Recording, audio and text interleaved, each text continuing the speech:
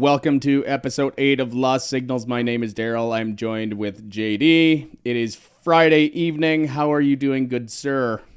I'm doing all right. A lot better than I was last week, but still in a surprising amount of pain considering it's the same arm that hurts. Well, see, you remember, like we talked about this last week.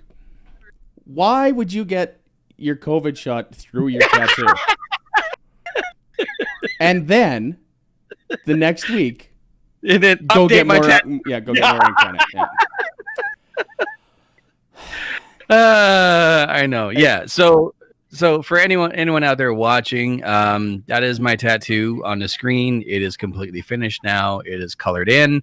For those who are listening and anyone who follows me, my tattoo is my logo. It is a microphone coming out of the top of a skull with flames in the background and a little gathering of leaves at the bottom. It went 9 years with zero color. That sounds about right. It was a paint by numbers for the longest time on my arm. So I got to stop you for a minute. Sure. I'm getting echo from you. Well, is it me? It's both of us. Oh, here, fixed. Okay. So yeah, we'll get into that. Yeah, there's a reason why that was happening, and we'll talk about that in a little bit. We'll get into that. Yeah, but so anyway, yeah, I last week I got my COVID shot, and then this week, 7 days to the to the fucking minute, I went and got a 3-hour session to finish my tattoo and put color into my tattoo. It's just silly. I mean, I don't know why I planned this. I did the same thing though. Like, yeah. For people that don't know, I have a half sleeve on my left arm that goes up from my shoulder down past my elbow. Yeah. I sat, I think it was 20 hours in total 20? on 20. Yeah. There's a lot of detail there that you can't really see. Like, but that's when I was working on the rigs. Everything comes full circle. So I would get home on a Wednesday, and I'd have a tattoo appointment booked for like Thursday morning. So I'd get home, go to the bar, whatever, wake up, and go sit in a tattoo chair for 5 hours. It was terrible. It was so bad because I bled out so much. Oh, really? Oh, yeah. Well, because alcohol thins your blood, right? And you're getting stuff injected into your skin, so... I'm young and stupider. I'm not saying I'm smarter now. No, we're just wiser. There's a difference between being wise and being smart. Sure, we'll go with that. Yeah. This took 11 hours, and I mean it when I say that this is my logo, because there you go. Yep. Right. This took 11 hours in total. The first time I got a tattoo was all basically the outline, everything black and gray and white. And I sat there for 8 hours. And holy fuck. Yeah, one session, right? Yeah. So the tattoo that you saw me have for all that time, that was one session, 8 hours long. And the funny thing is, like, because it was my first tattoo, and it was a pivotal moment in my life, in which the reason why I wanted to get the tattoo. I do remember now that I've gotten the tattoo finished up. I do remember there were points during that first 8-hour session where I was sitting there in immense pain, feeling nauseous, thinking to myself, I could have spent this amount of money on something I would have enjoyed. What the fuck am I thinking? But by that time, like, there's no going back. Oh, no. Right? No, once you start, you can't stop. Yeah. I mean, okay, so mine... Yes. Okay, so mine's bigger. Right. Let's say it's bigger. Bigger, much bigger, yeah. I sat for 6.5 hours for my outline, and like that's like there's a lot of outline there. That's a beautiful work too. Yeah, it's old now. It needs some touch-ups. Yeah. And I'm actually going to get it finished to my wrist at some point. Because I'm 40 now. I'm going through my midlife crisis. Like, I might as well get sleeved out, right? Yeah, whatever. Might as well. Yeah, exactly. Yeah, and I got some other stuff planned too. I mean, so like, are you planning on getting anything else other than that, or are you done? So the idea came up during my last session, which was just a 3-hour session to get all this color in. Yep. And the question came up like, so what's going to be your next tattoo? Which apparently is like a leading question when you're getting your tattoo finished. And I said, excuse me, I don't know. Like, I have ideas. It took me a long time to come up with this idea. And it wasn't until I hit a certain point in my life where I wanted to add the 100 across the top that I knew that this was specifically what I wanted. Yeah. So like, there's people out there who get tattoos for a multitude of reasons. I want to get a tattoo and wanted to get a tattoo for my own reasons. And I'm not saying that anyone is better than the other, although you can make your own judgment there. There are some ideas that have been springing up. And when I started dating Alicia, who is a bodybuilder, she's currently amateur. She has not made it professional. Yep. I told her that if we made it to our 5-year anniversary, I would get a pinup version of her tattooed on my body. And I thought about this because, like, I know about the curse of getting someone's name or someone who's not family tattooed on you. I think just quick thought off the top of my head. There's 3 people that I know that happened to. Yeah, exactly. So, like, tread lightly, buddy. Just exactly.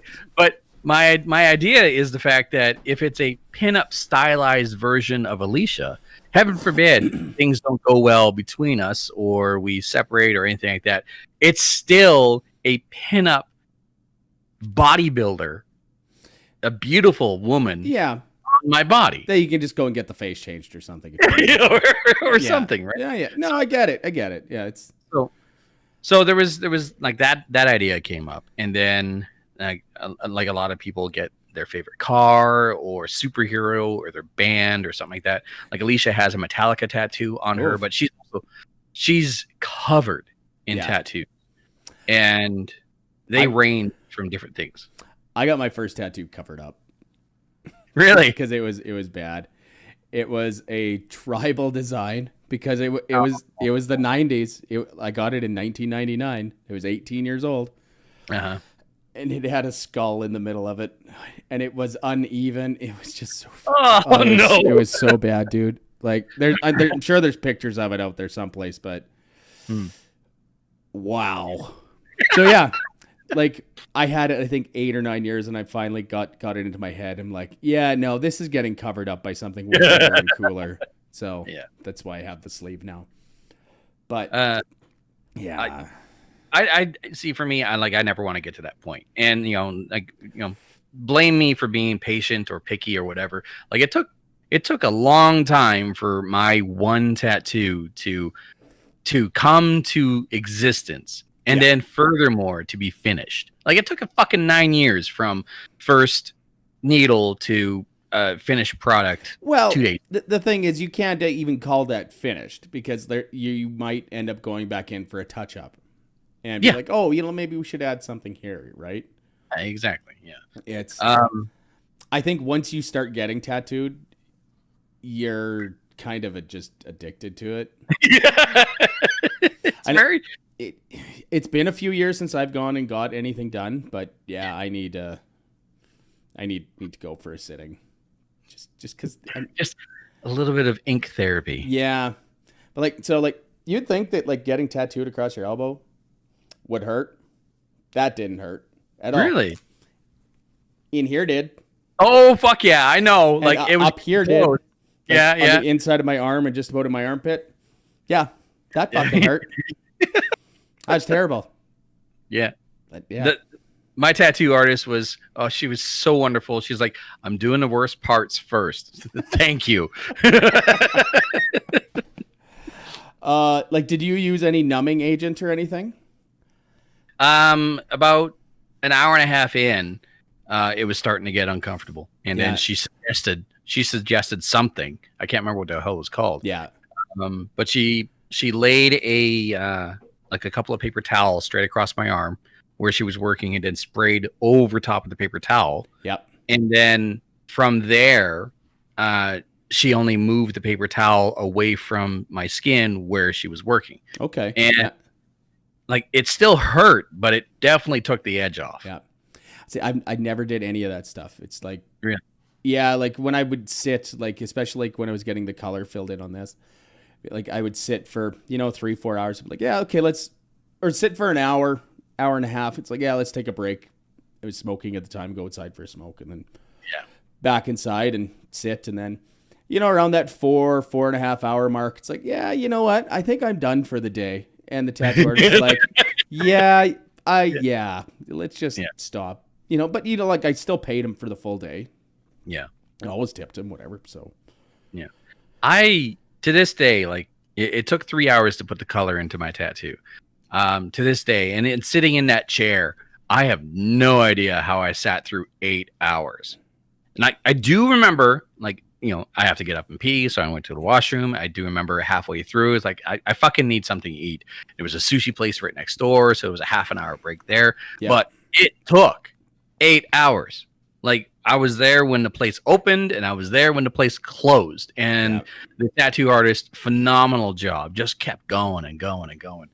I also learned the hard way that I am much more comfortable sitting up than I am laying down when I'm getting a tattoo. I'm trying to think. I laid down, well, for my leg tattoo, I did. I have a chromed Canadian flag on my right calf that I won't show you. Because I'd have to stand up and just be this whole sort of thing. But yeah, I mean, I laid down for that. And that one kind of sucked because it felt like the back of my leg was on fire. That one took about an hour and a half or so. It wasn't that bad though. Yeah. This one didn't hurt at all. Is that a barcode for? It says my birthday. Oh, cool. Yeah. The two lowest lines hurt. Just the last. Well, yeah, like, you're getting to the outside of the of the arm there. Yeah. Yeah. But other than that, yeah, nothing was really that bad. Yeah. But yeah, I never used any numbing agents at all because I never thought of it. I didn't even know it was an option until the tattoo artist was like, "Hey, you want some help with this?" Like, sure. Yeah. Is that a wet bar over there? Yep. Yeah. No, like I think I was joking one time. I was like, "Yeah, maybe we should bring some beer in here." They're like, "You can't bring liquor in here." I'm like, but I wanna. But I need it. No, no, it's bad. So, there's been ideas rolling around my head, but first and foremost, I wanted to get this one to this point. Yeah. There was a suggestion like, well, what about your favorite car?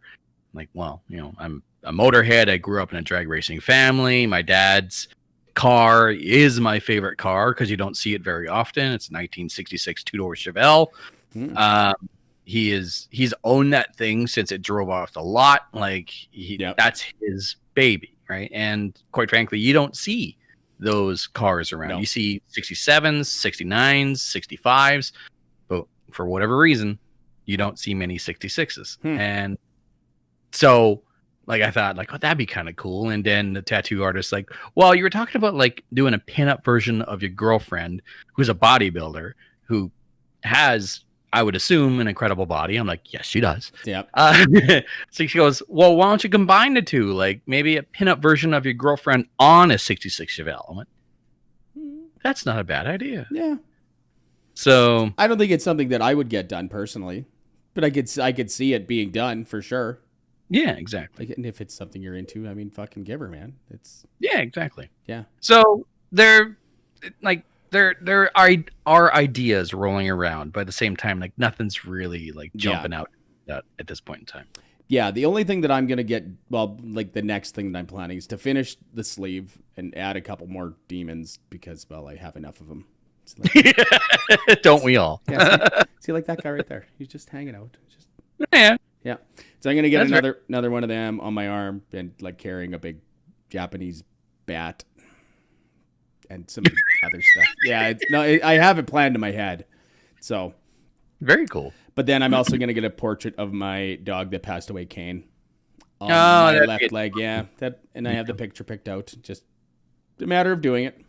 Yeah, Yeah, that'd be adorable. yeah, worth it. I mean, I always said even way before he passed away that I was going to get something of him because, well, he was my best friend. So Yes, Yeah. yes, it was. I've seen many videos and photos that you shared, and Kane was definitely an original soul. he was a lazy motherfucker. That's what he was. Yeah.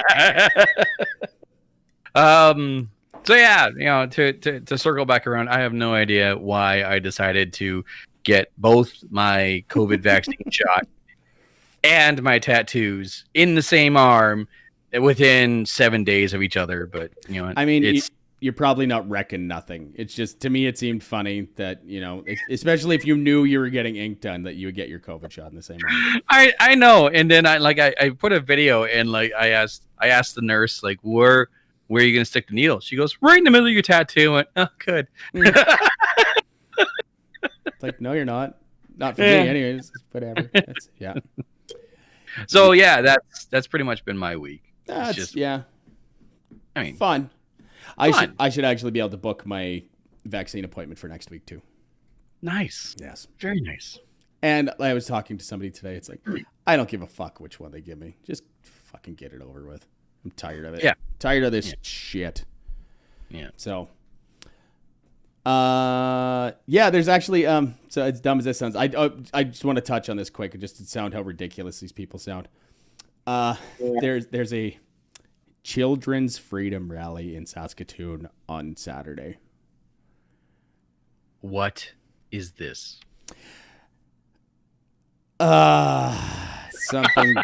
Something stupid. That's what it is.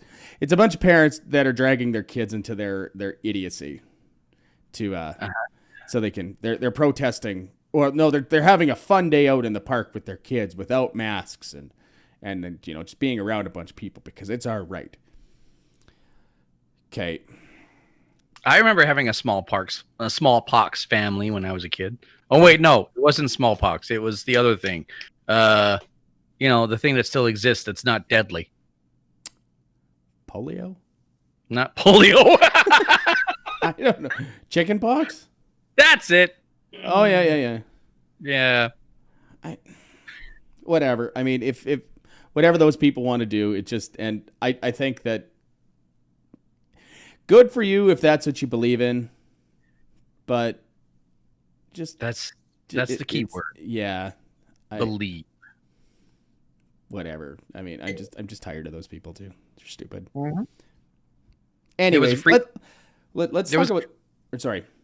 No. I was just going to say there was a freedom rally being held at the beginning of this pandemic this time last year, and these people would go out to landmarks around Prince George and protest, but some of their signs made no sense whatsoever, like 5G kills and accusations against the prime minister, and like, how is this even fucking related?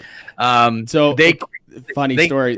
They were protesting outside a hospital in Regina yesterday or the day before with the same thing. It's like, 5G caused COVID and fucking Bill Gates is, trying to microchip you. It's like, bitch, you're not that interesting. Yeah.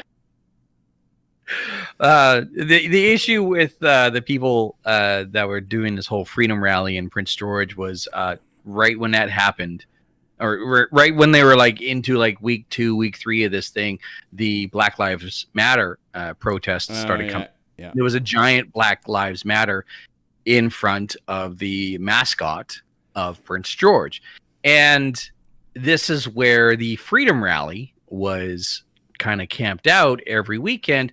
Then, so the Black Lives Matter group showed up and they were ignoring social distancing, but at the same time, I mean, like, they were combined and doing their thing. They were 10 times the size of the people that were part of this freedom rally, as well. Like, local politicians, the mayor, and other personalities all showed up to support Black Lives Matter. The police were there to support Black Lives Matter. And then the freedom rally people were off to the side bitching and complaining about the Black Lives Matter people to the point where every news outlet in the area pointed it out, and all of a sudden they went, "You mean the Freedom Rally people, the bunch of fucking racists?" They disappeared real quick. I would think so, yeah. Anyway, enough fucking COVID talk. Fuck that shit. Yeah, exactly. Yeah, I mean, we had our updates. You got a tattoo over yours. And I should be getting mine next week, hopefully. Exactly. And that's it. Yeah. Yeah. So something more fun. Yes. That one of my, I wouldn't call him a childhood hero. Well, maybe. Like, I mean, I grew up watching him on Star Trek and reading Rainbow and stuff. Yeah. Yes. So LeVar Burton is getting to host Jeopardy in July. Awesome. Which is like as soon as Alex Trebek died, and rest in peace, because that was a very great man that was on TV for a long time, and a Canadian.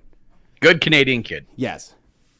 But as soon as he passed away, I'm like, give that fucking job to LeVar Burton. Right? Well, yes. why wouldn't you? Because like he's done nothing but help like 3 generations, maybe not 3, but like 2.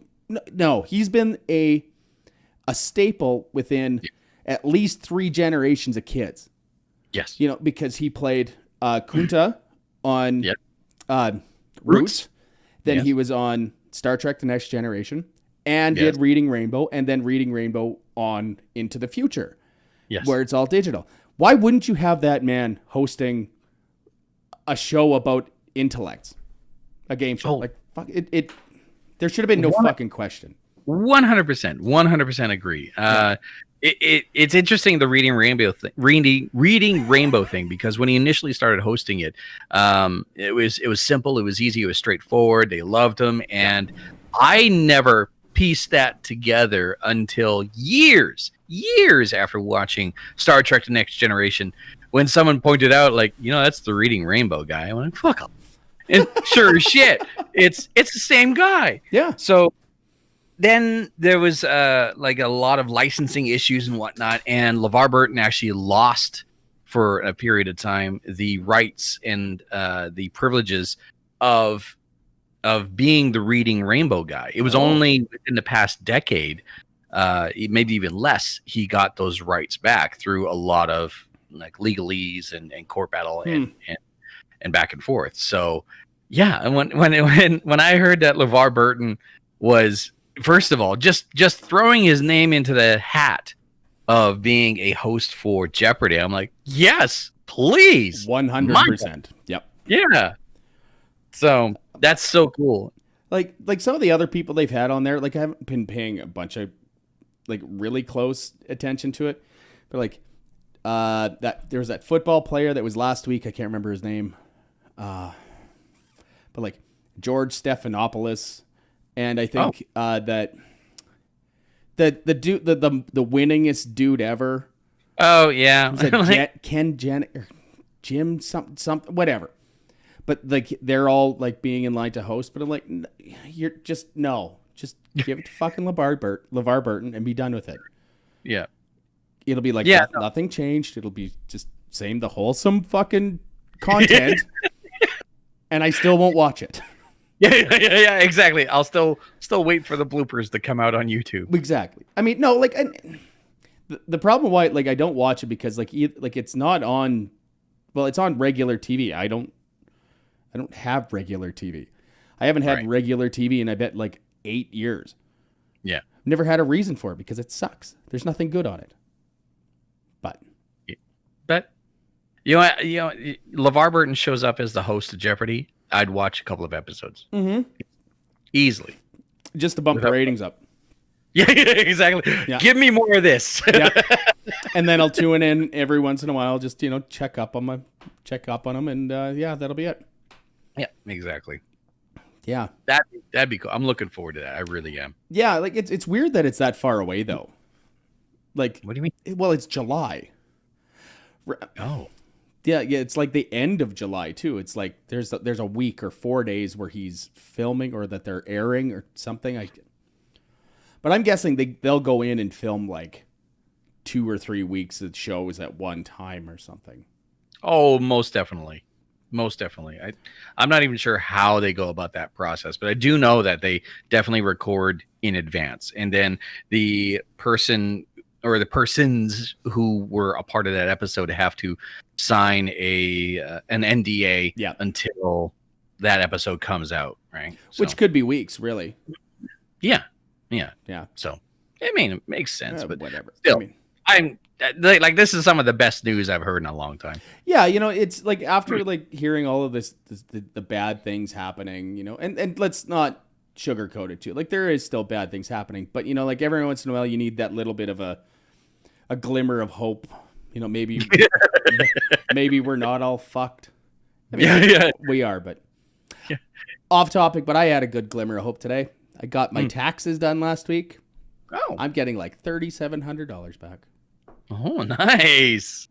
Very nice. I'm just gonna pay bills with it, but I mean, it's you know what? Couldn't have gone to a better place. It definitely could have, but that's every once in a while a guy needs some good news like that. So yeah, exactly. Yeah. Maybe you can help me out by helping me buy a new board. So let's tell the folks, JD, why we were hearing an echo off the top of the show here. Okay, now you know how I felt for all those fucking months. Yeah. So yeah. Go ahead and Okay. So it's very simple. Is that now I have a setup in my studio where I consider my studio. And I bought a board that is probably a little more than anyone should, but I mean, I use it for a lot of different things. It started to crackle out, and what I mean is like channels 1. It was 12 channels in total, but channels 1 through 4, which are my primary channels on this board where my microphone sits, would start to just fade, and then it would just disconnect and my microphone would just cut, and so there is a loss of connection somewhere inside this board. Now I, like you, are fans of a great company called Long and McQuaid. Yep. And I was smart. I bought that original board 2 years ago from Long and McQuaid. And so I took. You bought the extended warranty too, didn't you? Yes, I did. Attaboy. So I took the board there today, and I said, I was on my lunch break, and I said, so here's the issue: channels 1 through 4, they're crackling out. Can you do something about it? It's like, well, we'll take it in, and we can look at it. Whole quick fix. If not, we'll contact the company that the board came from, and then we'll get some advice from them. Like, great, cool, awesome. But I still need a board. I still need to use something. You still have stuff you need to do and produce. Exactly. Yes. Right. Yep. And they said, okay, well, we can hook you up with a loaner. Like, that sounds wonderful, but I'm out of time. So can you just like let me know, like text me or call me or something like that? Yeah, no problem. So I finished my shift at work, and I drive over to Long McQuaid because I didn't get a call or a text or anything. And the guy who I was dealing with, Dom, great guy, helped me out greatly. Was on his lunch break. And so they said, oh yeah, here's a board. I went, okay, cool. Does it do this? It's like, yeah, it should work, no problem. Okay, does it hook up to my computer? Does it have a USB? Yes, it does. Okay, cool. Right on. So I run home, and I'm slapping everything together, and then I had to troubleshoot with you for like 20 minutes because I could hear me, and I could not hear you. I know that feeling. So as it stands right now, like, it's a decent board. It's doing the job. I do sound a little bit different than before. It also, like, I bought new headphones, so like what I'm hearing is different as well. So as I said off air, like I'm reserving judgment until I get my board back. Yep. But at this point in time, the way I have my board set up is that it's on a feedback loop. So if my computer is running any audio at all, it'll send it back. Oh yeah. So that's the echo that we were hearing earlier. So I have the instruction manual for this thing. I won't ever read it. No. It's It's like when I bought this mic, it's like, yeah, like the Yeah. Plug in, make sound, it good. don't need it. But then I was having issues with my other product, so not issues, but it's just yeah. But the people at Long McQuaid, I've bought majority of my electrical and recording equipment from them. I've bought 4 guitars in total from them. One of them went to my girlfriend. I couldn't tell you how many guitars I bought from there. I mean, out of the 4 behind me, 3 of them I bought there. Oh yeah, and there's 2. I bet I bought 20 guitars there. Yeah. I bet over the years I spent like $30,000 or $40,000 there, just on dumb things. It's great, honestly. Like I couldn't be happier with Long McQuaid and the way they treat me. Like they keep me on record, and they call me by my name. They don't call me by my legal name, which is like, thank you for updating your profile, not calling me something that I don't recognize. That's funny on the other hand, though, because like they've had my last name spelled wrong there for I bet 13, 14 years. Because like that's how long I've been buying from them. And on my profile, it's missing the last R. And I've told them, it's like, no, that's not my last name. There's an R on the end, so it's Burger. Yes. And they're like, oh yeah, we'll get that changed right away. Yeah. I go in the next time. Yeah, you didn't change. It's like, you know what? I don't even give a shit anymore. Like, whatever. Just yeah. Yeah. So I'm waiting for my board to come back, and then I'll really get an idea of how these headphones sound. I'm happy with how they feel and how they fit, and the sound that's coming through now. Like, you sound crystal clear. Well, it's just because I have a silky smooth voice and a really expensive microphone. That it is. Yeah. So yeah, it was a bit of a rush job to get home and get all set up. Yeah, it's all good. It's working. It's working. So yeah, it's working. So what we were going to talk about today, we kind of talked about this earlier in the week. This is kind of how we're kind of going to do this whole thing. We'll talk about like current events and stuff in the first half an hour, and then the rest of the show will be kind of like one main topic. I think that's how I probably didn't have to explain it, but I tend to overthink things sometimes. But anyways. Nothing wrong with that. So we were talking earlier this week. What was the first social media platform you were on? Yes. And I had to think about this. Because I've been on the internet a long time. Right. Like the early mid 90s, like 94, 95 is when we first got a computer with dial-up. Yeah, oh God. It was terrible. The good old days. You know what? I'm thinking it was probably 96 because it was after my middle sister graduated and moved out because we turned her room into an office. Gotcha. So I remember the dial-up back in the day and whatever, and the screeching noise, and like my parents actually, like, I knew a lot of people in town. They had an internet capable computer, but they only had one phone line. They're like, their parents would kick them off, like you're trying to have a conversation on whatever. Parents kick them off, and I'm like, the phone. Yeah. So what my parents did, they just got another phone line put in because they're like, when Mom and Dad built that house, they knew the guy across the street had worked for SaskTel. So I guess when they're piping the lines in, the guy working for SaskTel put 6 telephone lines into Mom and Dad's house. So they could just go and plug and play and everything would be good. There'd be no extra work. So that's why it was so easy for them to put another line in. Gotcha. Anyways, off topic. Yes. So in those early dark ages, like I remember programs like ICQ and like chat rooms. I don't know if you would call the chat rooms specifically like social media, but like it was some sort of maybe weird precursor to it. Yeah. Yeah. Because like I remember this chat site we would go to. It's called The Park, and they had like 80 chat rooms, and it was weird, man. Like, but you always saw the same people in there, and it's like you always use the same screen name unless you wanted to troll people because, that's what you did when you were 16 years old. 15 years I'm old. incognito.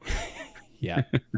But the first, I guess the first, I would call it social media kind of would be ICQ that I remember, because I remember like there was groups and stuff that you could be in. Like, so ICQ was generally an instant messenger, but there was a group feature to it. So like you could have groups. Right. Yeah. Yeah. That's the first thing that I remember.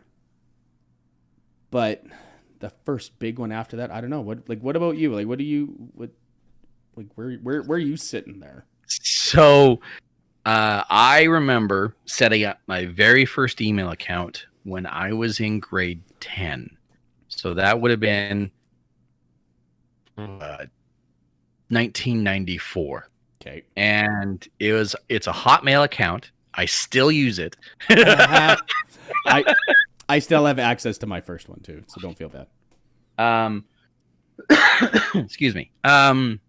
Then after that, I can't remember any sort of thing. Like, I remember I had the email account, but why would I use it? Why would I need this? Like, keep in mind, the mid 90s, there was no reason to have an email account, really. Exactly. Well, yeah. Like the defunct NBA team, the Vancouver Grizzlies, have the honor of being the first NBA or professional sports team ever to have a fucking website. Like, this is how far back technology they was. They were the first to have a website? They were the absolute first. Wow, that's fucked up. Weird. Yeah. So anyway, I remember setting up my first email account in 1994. Then I remember I never really had any sort of reason to log on, go online. Dial-up was still a thing at this point. It's so terrible. So in 2001, 2002, MSN Messenger came onto my radar. Yeah. And that wasn't necessarily social media. That was just private conversations with people who have an email through MSN. Yeah. But it was 2007. I got a message, I got an email from my sister, who is 11 years younger than me. Yeah.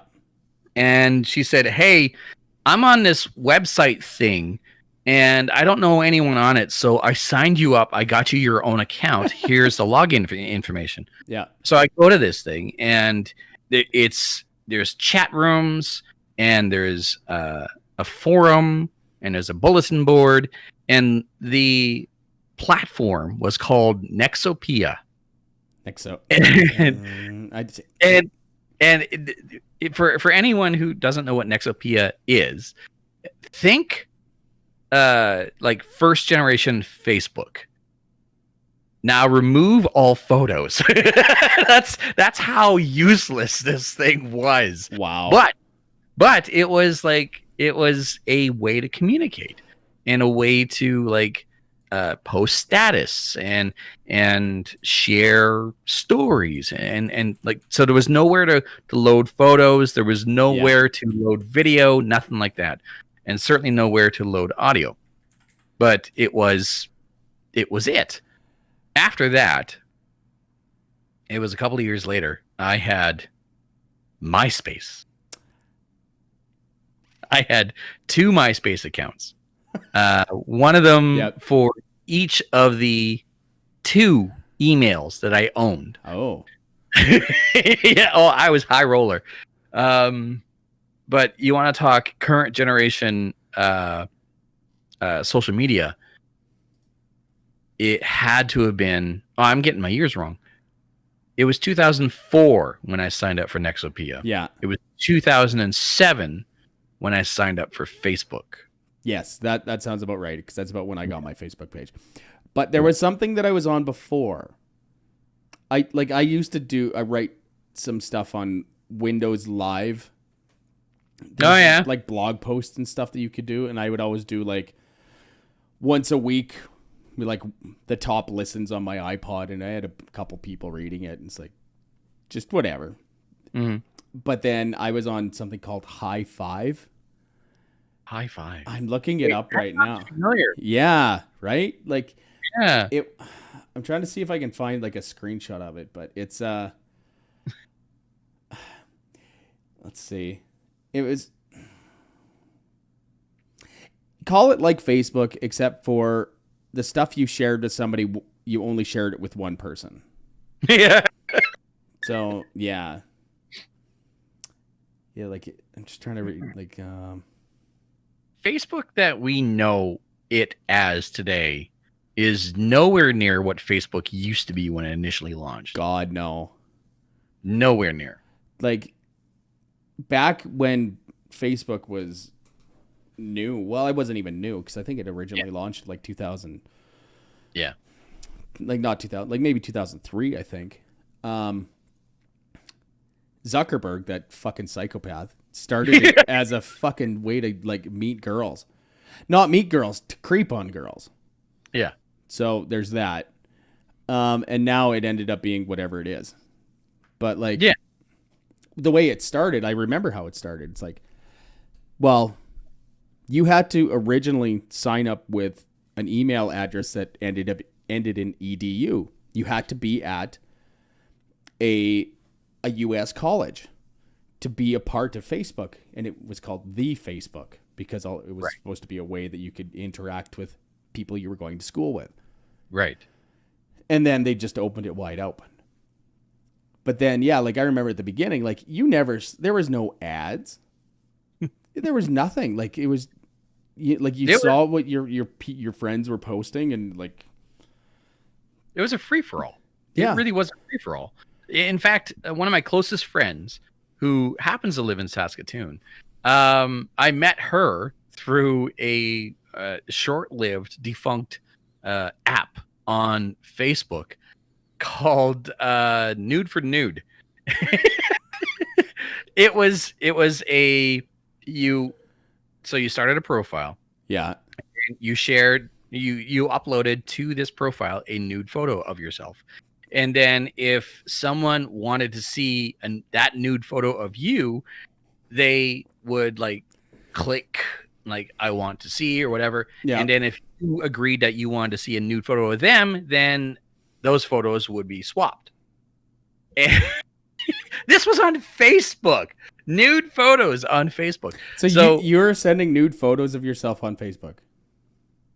Yeah. Years ago. When it was a part of it, when it was an app on Facebook. So anyway, quick story with her is that she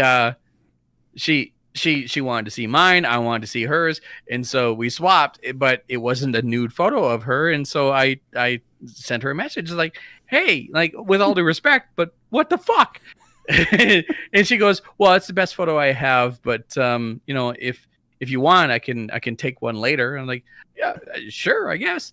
And then throughout the day, we started talking. We just got to know each other, and we've been friends for like 14 years. So many things to unpack there. Wow. just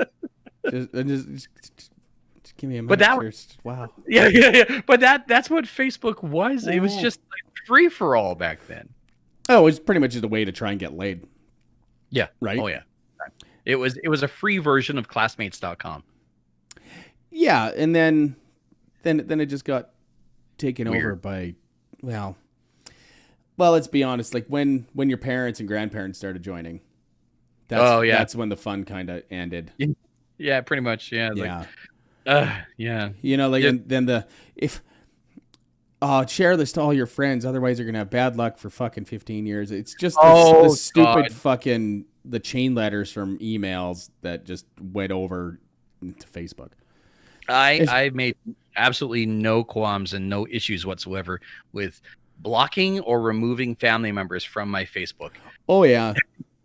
Like, hey, what'd you remove me for? You keep posting shit. I will Depends on who it is. Like, not family members specifically, but like if there's somebody that says something stupid or like something that's obviously fake and they keep posting it, I'll call them out. I'll call them stupid and then I'll unfriend them. Like, just What else can you do? well, yeah. I mean, Yeah. oh well. I don't. Yeah. Like, So the problem with social media is that it's fucking everywhere now. It's like you go in to sign into on a website to go buy something. It's like, oh, sign in with your Facebook account, sign in with your Google accounts. You know, like, it's like, yeah. there's no separation between commerce and social media anymore. No, God no, because they have figured out how to use social media to their advantage and market things to you. Yeah. That is a part of the terms of service. And that is something that social media platforms, especially Facebook being the pinnacle, have been busted on for the past couple of years. Now, the issue is like, okay, so what if you sign up? What if you pay to sign up for Facebook? What if you pay to be a member of Facebook? That'll never happen because Facebook is making way more money keeping the advertisers, keeping the website free as long as you check terms of service. Yeah. I don't like that it's become such a conglomerate now too. I mean, 'cause Facebook owns how much shit? I mean, like, they own Instagram. I think they tried to buy Twitter. Don't they own a VR suite? Oculus Rift, yeah. Oculus, yeah. I mean, there's a bunch of those companies that are just getting way too big as we publish this stuff on one of them. But yeah. Hi, Jeff Bezos. Yeah. Hey, no, we don't have anything on Amazon, or do we? Yeah, Twitch. Oh yeah, fuck. Yeah. So we're doing something to Amazon and then to Apple, to Google. Yeah. And, man, that's the problem nowadays. You can't get away with it. If you want any sort of online presence, you're inundated with it. Like, if you want to market yourself and promote yourself and get to a point where you're just basically working for yourself or getting paid just to be yourself, guess what? You have to be online. Yeah, exactly. Yeah, like, if we ever want to take this to another level or whatever, then we're already there. Yes, you know, exactly. like, that's, yeah. So besides stupid Facebook, because I would still call it stupid Facebook, what else are you on? Me? Yeah, like for you're asking the wrong guy. That's so true. Of my own stuff, not work related, I am on Facebook, Twitch, YouTube, Twitter, Instagram, and TikTok. I'm on all of them but TikTok, because fuck TikTok. No. The way I use social media is A, to promote myself, and B, for content. I downloaded TikTok and started doing a little bit of TikTok because there are some incredible creators on there that I want to interview. And in fact, I have had the opportunity to interview them. Yeah. And so it's given me this content. So if it wasn't for that, I would have stayed away. But because of TikTok, I was able to get some incredible interviews. Yeah, I mean, I have no regrets there. Yeah, I mean, there is some merit in it, but just the way that the platform is, like, they're getting sued for something or another now again. Yeah, just like every other fucking platform is too. Yep. You know, like I'm fully aware that my information is out there surfing the ether of the internet as we speak. It's just what can you do now? Like, we live in this world, right? Unless you completely unplug from society, it won't matter. Your information's still there. Exactly. There's a gentleman who lives here in Prince George who bought a plot of land, who lives in a shack that he built himself, and he has a farm, and he hates the government, blah blah blah blah. Why do I know this? He has a fucking Facebook account. You told us about that guy like last fucking podcast or two ago. I can't remember, but we talked about that guy, and he sounds like a good time. I bet he'd be a good guy to have a drink with. You know, He's offered to like buy me a couple of beers, and I've politely declined every time. dude, if I ever make my way up there, we could just go and interview him, and it'd be fucking hilarious. Sure. Yeah. Okay. Sure. Sounds good. Once I get my 4th or 5th shot of whatever. Yeah. On that topic, a quick story and something that I love, and I take a very mischievous joy out of is complaints from the radio station, or complaints to the radio station about me. Okay. So somebody was complaining about you, were they? Yeah, they were. And they did it in the best way possible. Oh, dude, you need to tell this story. Yes, I do. So, you know, it's either known or it's not quite known or whatever, but whenever a radio personality or television personality gets a complaint, we like foam at the mouth at just absolute joy. Like, yes. So well, that means you're doing your job right, because you're doing it yeah. like because somebody's paying that much attention to you. Exactly. So my first ever complaint was my first year in radio broadcasting on a commercial level, and that was 2002. I was working for Mojo Radio AM 30 in Vancouver. Yeah, I was the co-host producer of the Bill Courage Show, and someone in the middle of the show, because I screen all the calls, someone in the middle of the show called up and said, "Yeah, you guys should stop." And I, excuse me? He goes, "You guys should really stop." I said, "Stop what, sir?" He goes, you should just stop broadcasting." I said, "You could just stop listening." Yeah. And he goes, "No, you should stop." I said, "Change the fucking channel." Click. Play more AC/DC. It was a talk radio. So so anyway, yeah. Bill Courage, the host of the show, looks over at me and kind of gives me a look, and I smile and I mouth the word complaint. And he goes, hold on. He stops everything. He goes, "JD, what just happened?" So like I said, we absolutely love it whenever there's a complaint. Now, yeah. This guy, a little bit of backstory. There was a radio personality in Prince George who had been on the radio in Prince George for over 30 years. In fact, it would have been his 35th anniversary if it wasn't for the fact that he died due to complications from cancer 2 weeks before his anniversary. Damn. Like, he was beloved, he was incredible, he was charismatic, just like a gem of a human being. He had a wonderful, beautiful family, and like it was to the point where when he passed, the mayor of Prince George dedicated an entire day. Wow. Yes. So anyway, there was a tribute to him that played on TV as well as it played on both radio station Facebook profiles. Yep. During this broadcast, this gentleman, we'll call him Eugene. This gentleman texted in to my radio show and proceeded to say that this guy was not an icon. He does not deserve this sort of attention. Oh, man. And if he was mayor, then this would have never have happened. And then proceeded to say that because the gentleman who passed away, the radio broadcaster who passed away, was on the air for such a long time, he had a total of 9 different co-hosts. He then proceeded to accuse this icon who passed away of being inappropriate with every single one of his female co-hosts.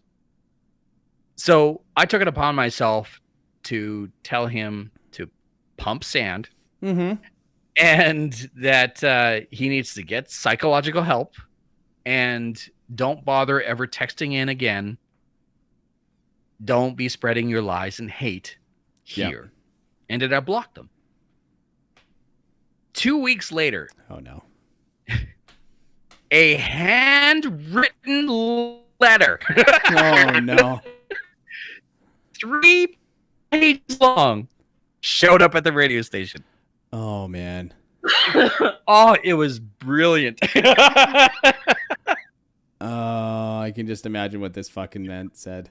Oh, there was Bible verses. There was references to quote unquote excrement from the anus. It was awesome. That's fantastic. You should have put that on the station's Facebook page. Yeah. Don't be this guy. Don't be Eugene. Yeah. Or be like Eugene, then we'll just publicly berate you. Yeah, exactly. Yeah. So I didn't like this guy clearly needed mental help. But yeah, if you complain to a radio station over stupid shit like this, you are doing nothing more than just making that broadcaster's day. Oh, fuck, for sure. Oh, yeah, that's great. I can't wait till the day that we, get, hate mail here. Yeah. I'm looking. Tyler, it's up to you. We do have an email address that I just haven't ever told anybody about yet. But it's lostsignalspodcast@gmail.com if you ever want to hit us up with ideas or want to tell me how ugly I am or just whatever, whatever comes out from the bottom of your cold dead heart. So that's lostsignalspodcast, all one word, @gmail.com. I'll put it in the description of the probably the YouTube version of this and probably everything else. I mean, you might as well drop us a line because we're like we said, we'll just, you make fun of us, we'll just berate you. We will enjoy it. Exactly. Yes. I think that was a good chat, bud. Fucking yeah. Was there anything else you wanted to talk about? I don't think so. No, we got some other stuff going on here right away that's supposed to happen in 10 minutes. So yeah. So we got I gotta have something to eat too. Yes, so exactly. So my name is Daryl. I was joined by JD. And yeah, he's JD. This has been Lost Signals episode 8, where we talked about stupid Facebook and tattoos and stuff. And LeVar Burton, that treasure of a man. And LeVar Burton. Yes. Yes. Okay. We'll see you out there. Take care.